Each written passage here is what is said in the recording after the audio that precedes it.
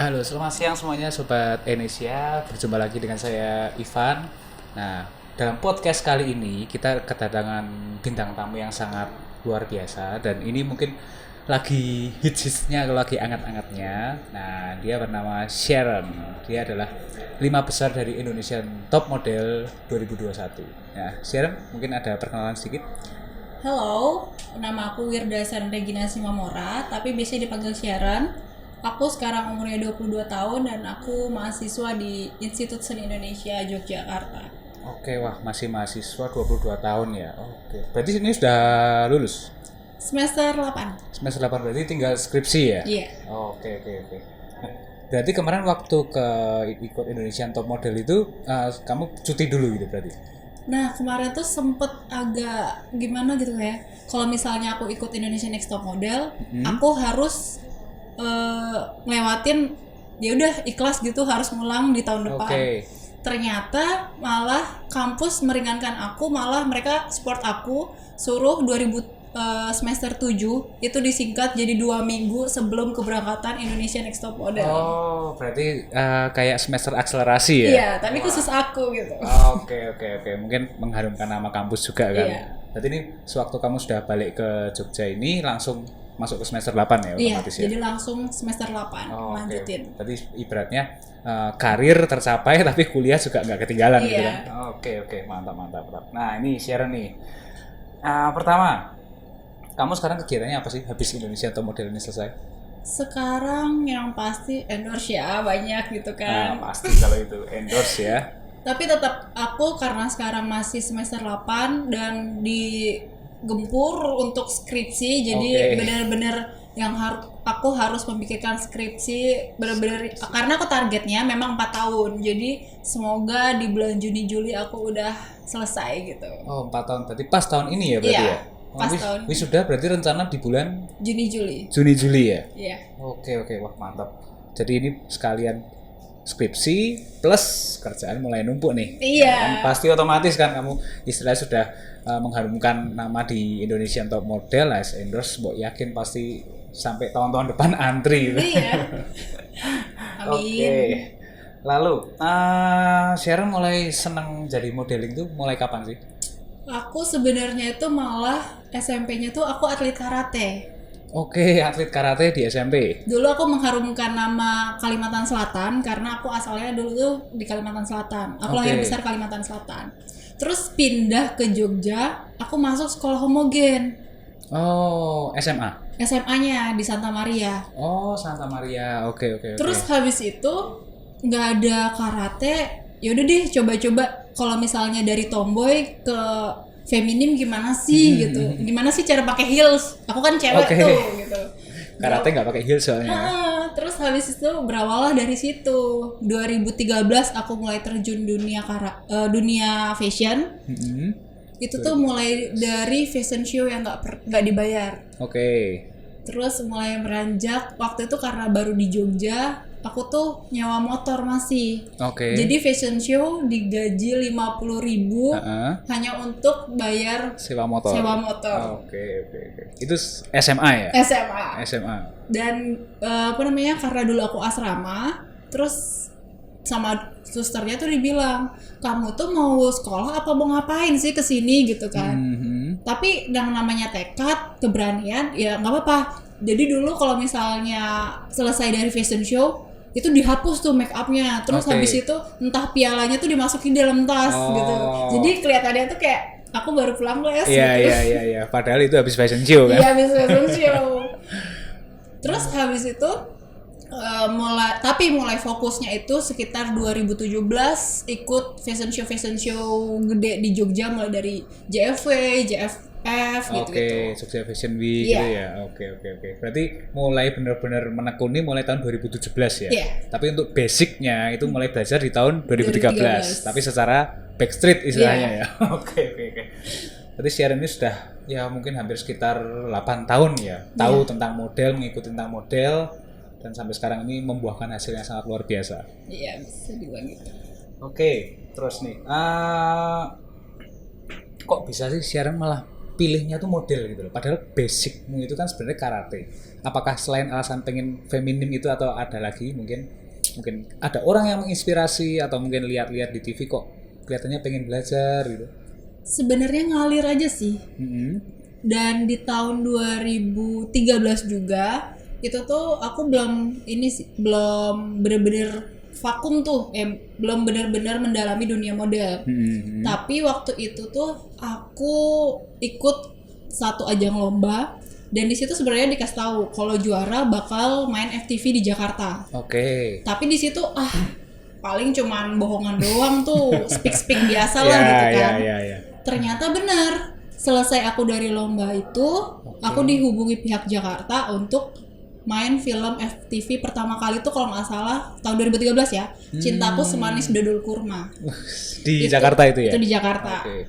Nah, tahun 2016 aku lulus SMA, itu sebenarnya malah lompat ke dunia film. Oh, langsung ke film? Ke film. Jadi 2016 aku di Jakarta. Itu aku main film sekitar setahun dan sempat main sinetron juga. Dulu tuh aku sempat masuk di Cakep-Cakep Baper Global TV dari episode 3 sampai selesai. Terus mama nyuruh pulang. Oh, balik Kalimantan. Harus kuliah di Jogja. Oh, di Jogja. Di Jogja. Jadi balik kuliah, ya udah deh.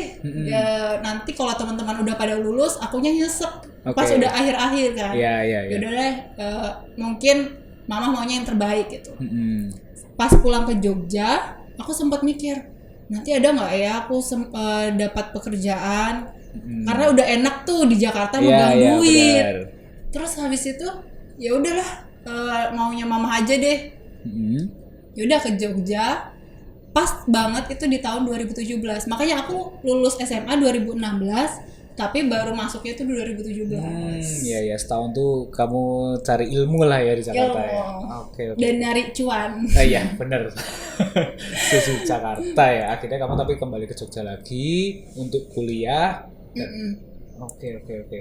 Tapi ya itu dengan catatan, pokoknya aku Jogja aku cuma mau 4 tahun dan aku mau balik ke Jakarta. Balik Jakarta lagi ya. Di sana lebih banyak cuan di sana ya. Iya.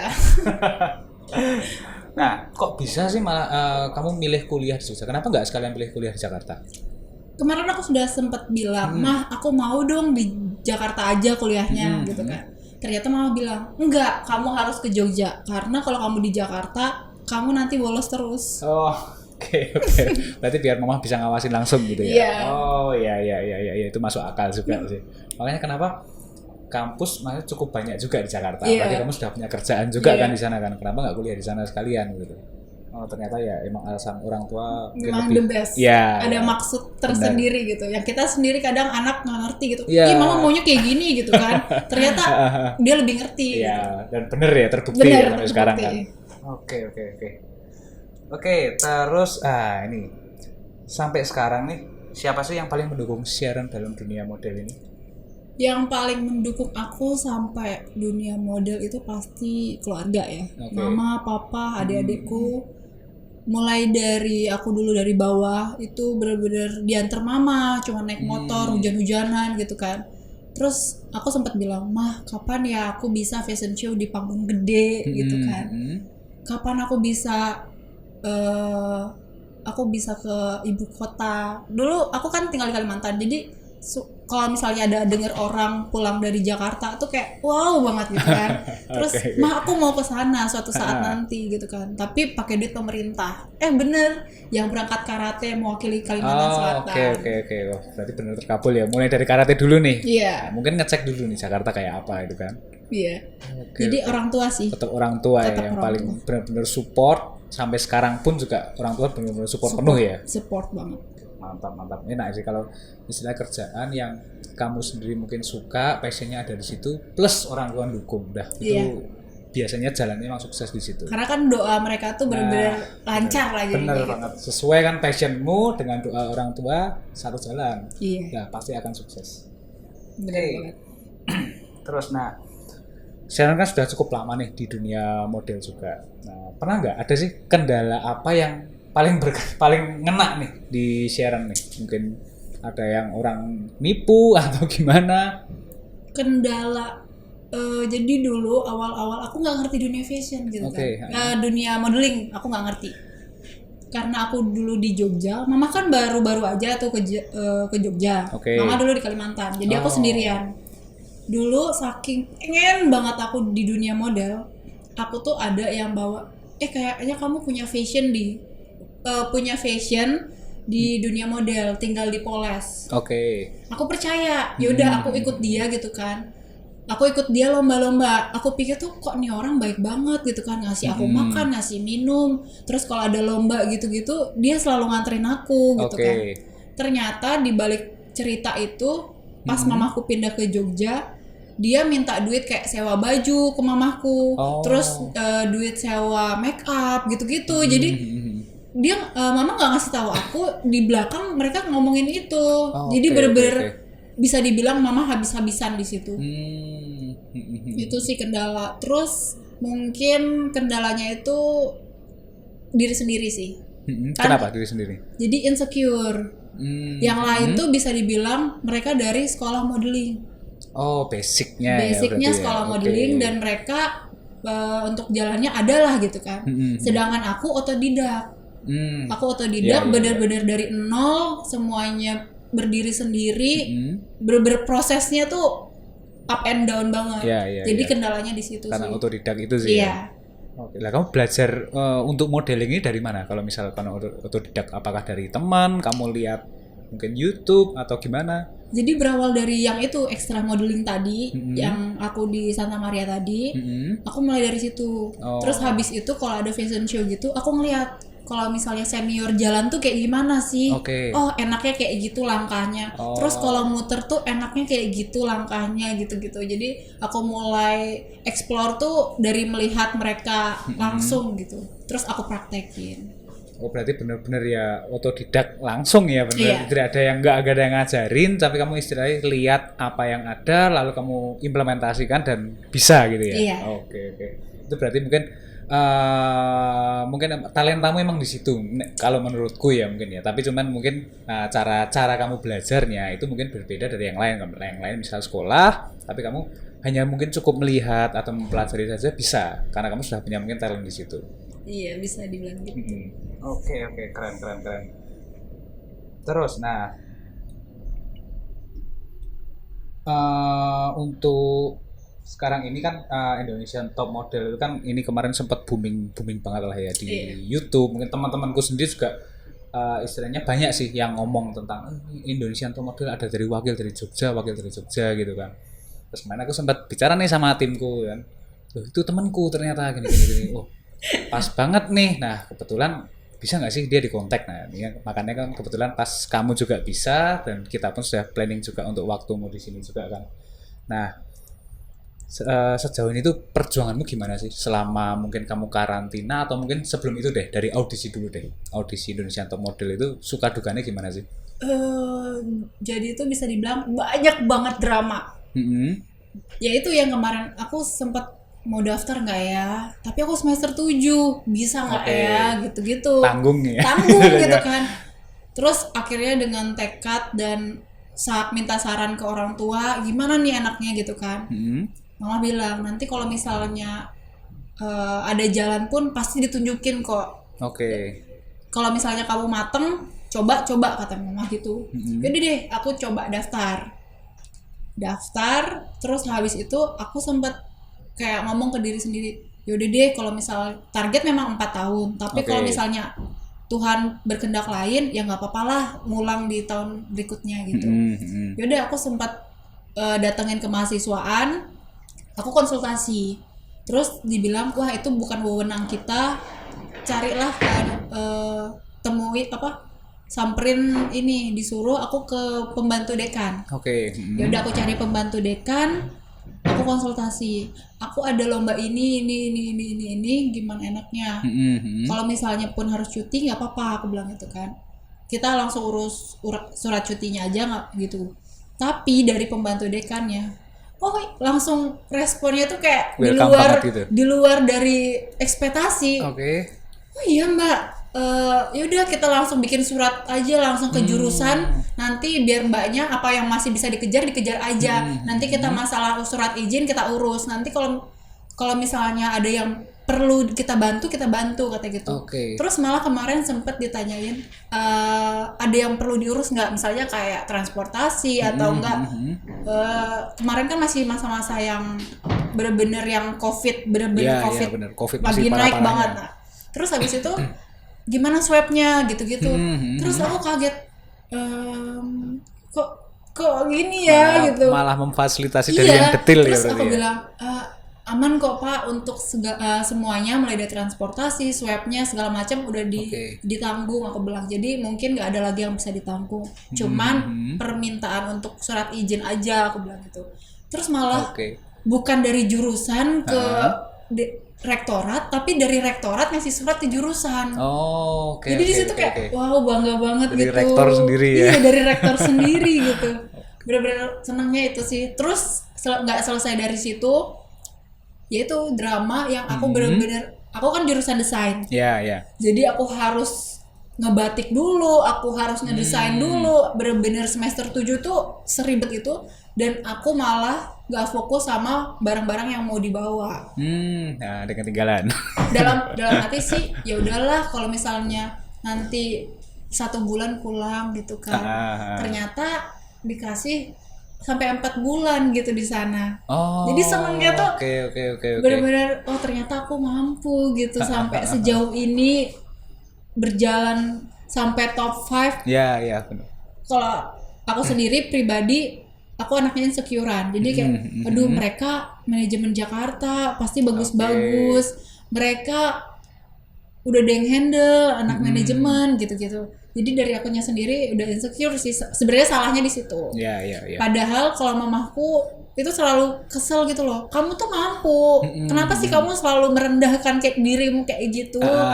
Jadi kadang orang lihatnya tuh alah merendah untuk meroket kata gitu. Padahal enggak, beneran aku tuh sifat aslinya tuh kayak gitu. Insecure ya. Iya, insecure. Tapi ya udah akhirnya ya udah aku enjoy gitu.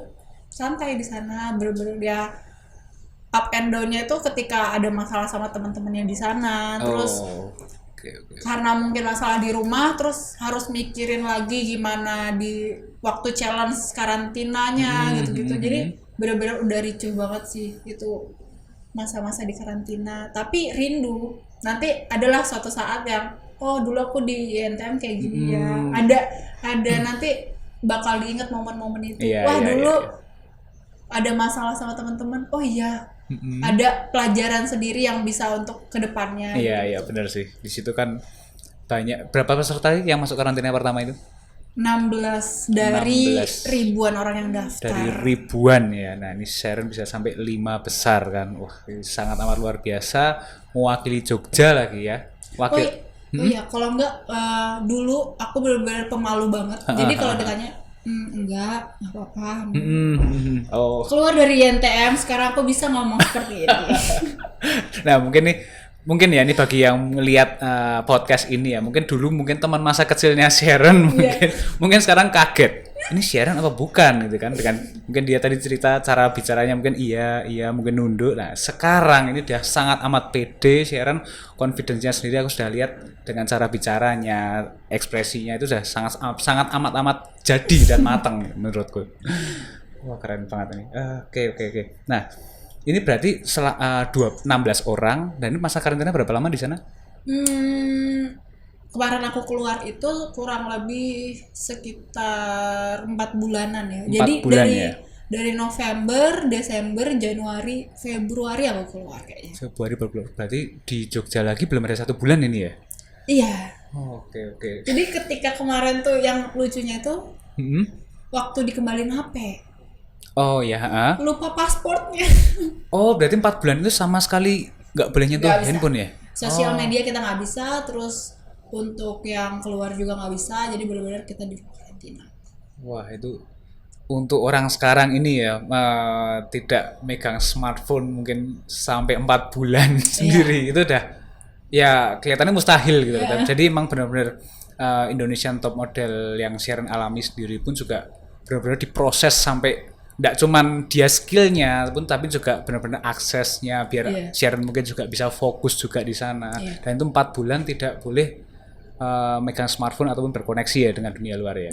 Terus kalau misal bisa nggak kadang misal ada waktu seminggu sekali atau sebulan sekali kontak ortu gitu, dikasih kesempatan gitu nggak sih? Atau benar-benar enggak? Kita benar-benar enggak. Benar-benar enggak. Jadi kita di situ menghargai gimana pentingnya waktu. Karena waktu itu kita dikasih ada menang challenge gitu kan. Yang menang itu dapat video call. Aduh, pengen banget gitu. Terus ada lagi kita dikasih kesempatan boleh nelpon. Jadi boleh nelpon orang tua dan itu cuma 2 menit. 2 menit. 2 menit ngomong halo, selesai gitu. Itu berharga banget sih, benar-benar waktu itu ternyata penting banget gitu. Oke, wah ini ya kita jadi cukup tahu juga ya ternyata di Indonesian Top Model ini pun sampai sebegitunya, dan waktu itu untuk kita benar-benar ditutup dari dunia luar. Kita nggak tahu apa sih yang terjadi di luar ya, apalagi sampai untuk kontak keluarga pun tuh harus menangin sebuah challenge, dibatasinya juga nggak main-main, ini cuma 2 menit. Nah, padahal kita biasa ini 2 menit mungkin baru say hello aja kan. Nah, oke. Nah, terus ini kamu tadi kan dari basicmu kan mungkin lawan-lawanmu itu kan manajemennya mungkin kuat-kuat, mereka punya basic. Nah, tapi untuk hasil, nah di sini Sharon sendiri bisa masuk sampai 5 besar. Ada rahasianya nggak sih, atau mungkin prinsip yang Sharon benar-benar pegang untuk selama audisi ini bisa tembus sampai 5 besar ini? Kalau aku sendiri sih waktu itu ya ada up and down-nya, dan memang aku tuh orangnya manja sebenarnya, dan aku selalu menekankan Sharon, kamu di sini udahlah pokoknya fokus aja sama challenge, nggak usah pikirin yang lain. Mungkin yang lain bikin kamu sakit hati, tapi fokus aja. Ingat perjuangan kamu dari kamu melewati seleksi yang segitu banyaknya sampai kamu berada di rumah ini. Masa kamu nyerah gitu aja? Karena di awal memang udahlah nggak apa-apa, aku pulang aja daripada aku dijauhin, nggak apa-apa pulang aja gitu. Tapi ya udah gitu, harus ingat lagi perjuangan sampai sejauh ini. Terus gimana doa orang tua, benar-benar ya udah harus ingat gimana fokus challenge, berikan yang terbaik. Tapi toh kalau misalnya kamu udah berikan yang terbaik dan kamu pulang, berarti memang udah berarti memang kamu udah sampai situ, udah cukup gitu. Oke. Nah, kamu nyangka gak sih sebenarnya bisa masuk sampai 5 besar itu? Atau mungkin aku bisa kok, atau mungkin wah aku ternyata kaget bisa sampai 5 besar nih. Apa kamu nggak nyangka, atau kamu memang confidence aku minimal bisa kok 5 besar? Awalnya sih malah masuk INTM tuh nggak nyangka. Oke, dari masuknya sendiri udah nggak nyangka ya? Dari masuknya nggak nyangka. Tapi pas ketika aku ngelihat diri aku konsisten, aku di dalam, aku paling nggak bisa deh 3 besar. Wah. Kan udah berproses tuh. Yang awalnya nggak yakin, nggak apa-apa gitu. Sekarang aku yakin kok gitu. Oke. Berarti confidence-mu sendiri kebentuk pas di dalam ya? Iya. Jadi prosesnya aku sekarang jadi yang cerewet kayak gini itu di dalam. Oh, berarti bener-bener ya karantina itu bener-bener bikin karakter orang itu bener-bener bertumbuh banget ya berarti ya. Jadi kalau orang lihat aduh challenge-nya aku kayak kurang ini, matanya kurang ini gitu kan. Tapi poin pentingnya di aku tuh bukan belajar challenge-nya. Tapi belajar membangun aku menjadi lebih baik. Bikin karakter building-nya berarti ya di situ ya. Benar-benar di prosesnya itu sih yang awalnya gimana jadi gimana gitu-gitu. Memang aku ngerasain banget dampaknya. Jadi aku sekarang lebih pede, aku lebih gimana gitu. Iya. Oke. Nah, selama kemarin kamu karantina di sana, itu momen yang paling bikin mungkin menyenangkan lah dari kamu apa? Menyenangkannya itu nggak ada momen-momen challenge apa yang berkesan banget sampai sekarang, atau mungkin di sana kamu ketemu dengan orang yang sangat amat dekat di sana? Kalau untuk challenge-nya ya udah challenge gitu kan. Yang waktu itu ada, aku tuh dari waktu itu lagi agak drop, terus habis itu aku mikir aku sendiri di sini. Kalau misalnya aku drop nanti gimana? Dan tanpa aku sadarin ada satu peserta yang di dapur itu bikinin aku bubur. Dan itu oh my god, ternyata ada gitu yang peduli gitu bener-bener. Dan itu tuh kita mulai makin deket sih. Jadi momen bahagianya itu di situ ya berarti ya, pas saat kita udah deket gitu-gitu ya. Lagi saat kamu down dan dia pas banget istilahnya bikin bubur gitu kan. Itu mengena banget ya di kamu. Iya, pas waktu itu aku lagi sakit kayaknya. Oke. Wah, itu momen yang mungkin nggak akan kamu lupain ya. Iya. Ini. Nah, terus ini kan kamu sudah istilahnya sampai prestasi, mungkin ini prestasi tertinggimu ya, Indonesian Top Model 5 besar ini, atau mungkin ada lagi yang prestasi yang menurutmu tinggi juga gitu? Sebelum ini ada? Sebelum ini aku menjadi winner di mana ayo? Di mana? Aku winner di Tresemme The Runway 2019 dan aku berkesempatan untuk ke New York Fashion Week selama seminggu. Wah, 2019 itu ya? 2019. Pas banget sebelum COVID berarti kan? Apa di sana sudah COVID? Belum kan? Belum COVID. Oke. Nah itu bisa diceritain sedikit nggak? Kok kamu bisa sampai sana gitu loh? Bisa sampai New York, juara Tresemme juga, sampai New York seminggu di sana. Gagal sebenarnya. Kenapa? Karena gagal visa. Oke. Berarti cuman sampai istilahnya kamu akan diutus ke sana, cuman belum jadi berangkat. Karena visa ya berarti ya. Visa. Oke. Nah, ini nih, jadi balik lagi ke yang tadi ya. Maksudnya kamu bisa sampai juara Tresemme 2019 itu. Nah, itu apa sih yang kamu nyangka enggak bakal jadi juara, atau kamu mungkin sudah planning aku pasti bakal juara nih di sana? Kalau yang ini malah aku bener-bener gak nyangka. Malah bener-bener gak nyangka ya? Karena aku udah nyoba 3 kali dan ini kali ketiganya baru aku masuk. Oh, berarti dari tiap tahun kan sekali itu ya? Iya. Berarti dari 2 tahun sekali. Malah 2 tahun sekali? 2 tahun sekali. Berarti kamu nyoba mulai 6 tahun. Berarti mulai 2013-14 itu? Iya. Oke. Ini kesempatan yang ketiga. Kesempatan ketiga dan baru masuk. Jadi juara dan masuk dan jadi juara. Awalnya tuh mikirnya nyoba deh yang ini gitu kan. Gak apa-apa. Soalnya ini yang masuk adalah 50 besar. Oke. 50 besar, terus pas ngelihat mereka semua, bayangin aja 50 cewek cantik, terus rambutnya bagus-bagus, terus bener-bener wow gitu kan. Dan rata-rata mereka cantik semua sih, memang cantik. 50 besar gitu. Bener-bener gak nyangka, tapi bangga gitu menjadi bagian 50 besar itu. Mantap.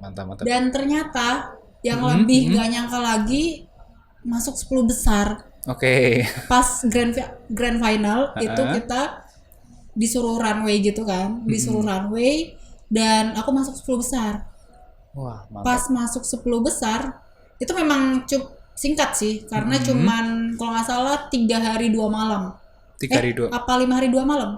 Pokoknya sekitaran itu. Jadi bener-bener singkat. Kita kelas, terus challenge, terus pemotretan, runway gitu-gitu, langsung malam final. Malam finalnya juga di Jakarta waktu itu. Dari berbagai kota juga. Mantap, 10 besarnya itu ya tadi ya. Dan 10 besar, terus habis itu pas pengumuman itu aku sempat nge-flash. Ini beneran aku nggak sih? Oke. Ini bener nggak sih? Saking nggak nyangkanya ya. Saking nggak nyangkanya, karena bener-bener 3 tahun menunggu. Iya bener sih. Dan itu langsung wow gitu, nggak nyangka. Dan akhirnya jadi juara sekalian ya. Langsung juara. Mantap, itu rasanya kayak apa ya berarti ya? 6 tahun penantian, 3 kali ikut audisi, langsung jadi juara 1 gitu kan? Iya. Iya, bisa kebayang sih, maksudnya se-syoknya atau nggak nyangkanya kayak apa kan sampai kamu flashback tadi. Ini bener nggak ya gitu? Oke. Nah ini jadi prestasi dari Sharon ini sangat menurutku sangat amat keren. Jadi memang benar-benar dia itu seorang yang dia tuh otodidak.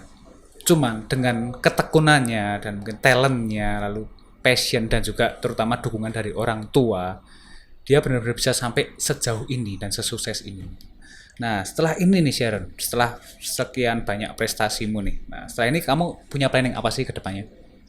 Planningku sebenarnya selesain Skripsi dulu. TA. Oke. Jadi sarjana dulu. Oke, S1 dulu ya. S1 dulu. Jadi S1 terus planningku selanjutnya itu sebenarnya pengen balik ke Jakarta lagi dan fokus film. Fokus film ya. Tapi nggak tahu lagi ntar jalurnya kemana kan, ya udahlah seperti air mengalir aja gitu. Oke, berarti setelah ini yang pertama jelas fokus untuk lulus dulu kan? Lulus dulu. Oke, setelah lulus lalu mungkin akan kembali ke film lagi. Mungkin di sana jadi bintang sinetron mungkin ya, kayak FTV tadi ya salah satunya ya. Oke. Nah, kalau misal di Jakarta nih, setelah kamu ternyata sampai Jakarta, planningmu kan kamu pengen tetap ke mungkin ke dunia film ya. Dan kalau misal ternyata di sana jalan untuk kamu jadi modeling lebih terbuka gimana? Apakah kamu tetap berpegang teguh pada aku pengen tetap main di film?